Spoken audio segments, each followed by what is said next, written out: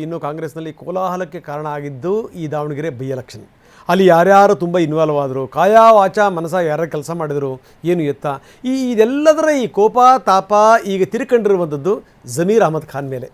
ಹೀಗಾಗಿಯೇ ನಿನ್ನೆ ರಾತ್ರಿ ಮುಖ್ಯಮಂತ್ರಿಗಳೇ ಖುದ್ದಾಗಿ ಮಂತ್ರಿನ ಕರೆಸಿ ಈ ರೀತಿ ತುಂಬ ಬೇಜಾರು ಮಾಡ್ಕೊಂಡಿದ್ದಾರೆ ಹೈಕಮಾಂಡ್ನವರು, ನೀವೇ ಅದಕ್ಕೆ ಉತ್ತರ ಕೊಡಬೇಕು ಅನ್ನುವಂಥ ಮಾತನ್ನು ಕೂಡ ಜಮೀರ್ ಅಹಮದ್ ಖಾನ್ ಹೇಳಿದರು. ಆ ಮಾತುಕತೆಯ ಇನ್ಸೈಡ್ ವಿವರಗಳು ಟಿವಿ ನನಗೆ ಲಭ್ಯವಾಗಿದೆ. ಏನೇನು ಮಾತುಕತೆ ಆಯಿತು ಬನ್ನಿ ನೋಡೋಣ. ಬಂಡಾಯದ ವಿಚಾರವಾಗಿ ನಿನ್ನ ಮೇಲೆ ಹೈಕಮಾಂಡ್ ಸಿಟ್ಟಾಗಿದೆ. ನೀನೇ ಹೈಕಮಾಂಡ್ಗೆ ಸರಿಯಾದ ಸಮಜಾಯಿಷಿ ನೀಡಬೇಕು. ನಾನು ಯಾವುದೇ ಪಕ್ಷ ವಿರೋಧಿ ಕೆಲಸ ಮಾಡಿಲ್ಲ. ಪಕ್ಷದ ಪರವಾಗಿಯೇ ಕೇರಳದಲ್ಲಿ ಪ್ರಚಾರ ಮಾಡಿದ್ದೇನೆ.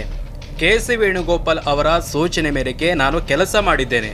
ಸುಮಾರು 7 ದಿನ ಕೇರಳದಲ್ಲಿ ಪ್ರಚಾರ ಮಾಡಿದ್ದೇನೆ. ವೇಣುಗೋಪಾಲ್ ನನ್ನ ಸ್ಟಾರ್ ಕ್ಯಾಂಪೇನರ್ ಮಾಡಿದ್ದು. ಹೇಗಿದ್ರೂ ನಿಮ್ಮ ಸೂಚನೆ ಮೇರೆಗೆ ದಾವಣಗೆರೆಗೆ ಬಂದು ಹೋಗಿದ್ದೀನಿ.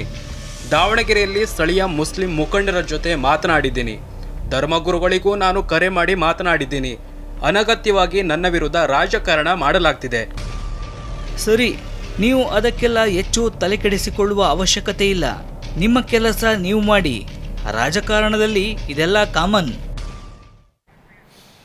ದಾವಣಗೆರೆಯಿಂದ ಶುರುವಾಗಿರುವಂಥದ್ದು ಯಾರ್ಯಾರ ರಾಜಕೀಯ ಬದುಕಿಗೆ ಗೆರೆ ಎಳೆದು ಬಿಡುತ್ತೆ ನೋಡಬೇಕು.